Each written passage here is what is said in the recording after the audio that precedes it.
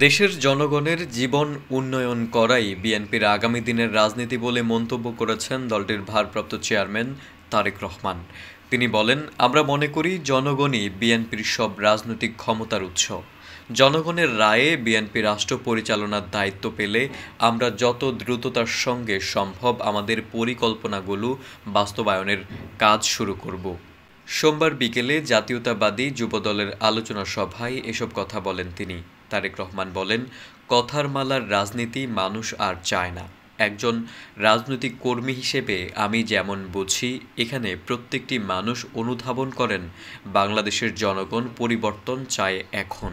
আর স্বপ্ন কিংবা প্রতিশ্রুতি নয়, জনগণ এবার প্রতিশ্রুতির বাস্তবায়ন চায়।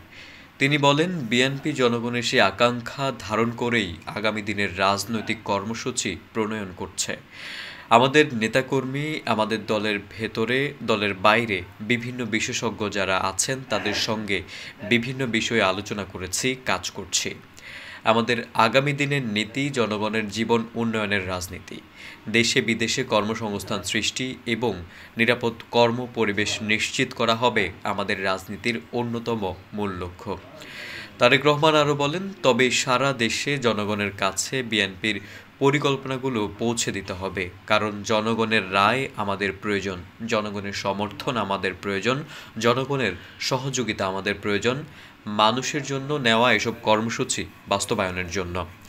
তারেক রহমান তার দীর্ঘ বক্তব্যে যুব সমাজের কর্মসংস্থানে কী করণীয় তার বিস্তারিত পরিকল্পনার পাশাপাশি স্বাস্থ্য খাত, শিক্ষা খাত, তথ্য প্রযুক্তি খাতের উন্নয়নের কথাও বলেন।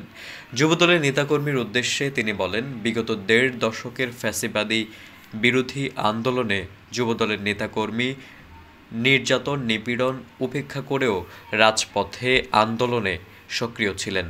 আন্দোলন করতে গিয়ে ফ্যাসিবাদী সরকারের শত নির্যাতনে, নিপীড়নেও যুবদল পিছিয়ে যায়নি, রাজপথ ছেড়ে যায়নি। শুধুমাত্র জুলাই আগস্টের গণ অভ্যুত্থানের যুবদলের ৭৮ জন নেতাকর্মী শহীদ হয়েছেন। রমনার ইঞ্জিনিয়ার্স ইনস্টিটিউশন প্রাঙ্গণে জাতীয়তাবাদী যুবদলের উদ্যোগে জুলাই আগস্ট গণ অভ্যুত্থান শোক ও বিজয়ের বর্ষপূর্তি উপলক্ষে ফ্যাসিবাদ বিরোধী আন্দোলন ও আমার না বলা কথা শীর্ষক এই আলোচনা সভা হয়। এতে জুলাই গণ অভ্যুত্থানে যুবদলের শহীদ নেতাকর্মীদের পরিবারের সদস্যদের সম্মাননা প্রদান করা হয়। অনুষ্ঠানে ঢাকার ৫টি স্থানে আঁকা গ্রাফিতির উপর তৈরি একটি প্রামাণ্যচিত্র প্রদর্শন করা হয়। জুলাই গণ অভ্যুত্থানের উপর কবিতা আবৃত্তি করেন নাসিম আহমেদ। অনুষ্ঠানে সভাপতিত্ব করেন যুবদলের সভাপতি এম আব্দুল মোনায়েম মুন্না।